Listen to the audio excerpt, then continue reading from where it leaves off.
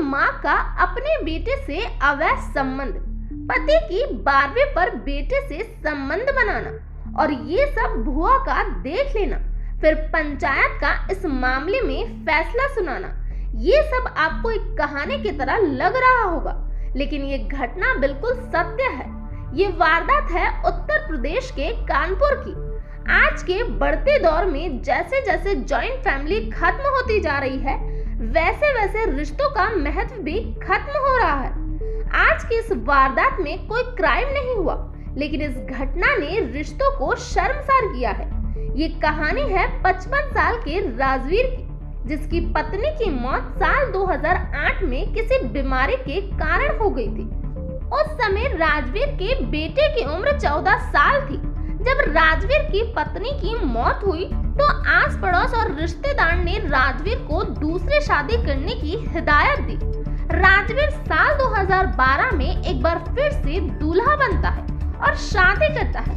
तब तक बेटा करण भी 18 साल का हो चुका था, लेकिन अपने बेटे की शादी की बजाय राजवीर खुद अपने बेटे से महज 8 साल बड़ी लड़की यानी कि 26 साल की लड़के से शादी कर लेता है। लेकिन जैसे ही राजवीर की दूसरी शादी होती है, तभी से राजवीर के हाथ पैर ने काम करना कम कर दिया। उसकी तबीयत अचानक ही बिगड़ने लगी। अब जब राजवीर की तबीयत ठीक नहीं थी तो उसकी पत्नी अपने सौतेले बेटे के करीब आने लगी। धीरे धीरे दोनों ज्यादा समय साथ में बिताने लगे। एक दिन दोनों ने ही अपने रिश्ते की मर्यादा को शर्मसार कर दिया और दोनों ने फिजिकल रिलेशन बना लिया। अब राजवीर अपनी पत्नी को आवाजें लगाता रहता और माँ बेटा बिना किसी डर के एक दूसरे के साथ होते। ये देख राजवीर को अपने किए पर काफी पछतावा हुआ। धीरे धीरे राजवीर की तबीयत इतनी बिगड़ी कि उसकी मौत हो गई। मौत होने पर जब परिवार रिश्तेदार घर आए तो दोनों ही माँ बेटे की तरह रहने लगे। धीरे धीरे रिश्तेदारों का वापस जाना शुरू हो गया और अब राजवीर की मौत के 12वें दिन तक सभी रिश्तेदार जा चुके थे, सिवाय उसकी बहन की, जो कि उसके घर पर ही थी।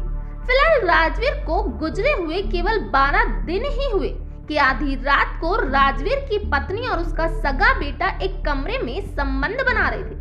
उसी वक्त लड़के की बुआ की आंख खुल जाती है और वो अपनी भाभी और भतीजे को रंगे हाथ पकड़ लेती है और उसी वक्त शोर मचाना शुरू कर देती है।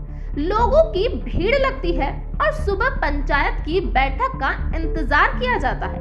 पंचायत दोनों पक्षों को सुनती है तो दोनों ही कहते हैं कि वो एक दूसरे से प्यार करते हैं। तो पंचायत दोनों की शादी का फैसला सुनाती है और उसी वक्त दोनों की शादी करवा दी जाती है।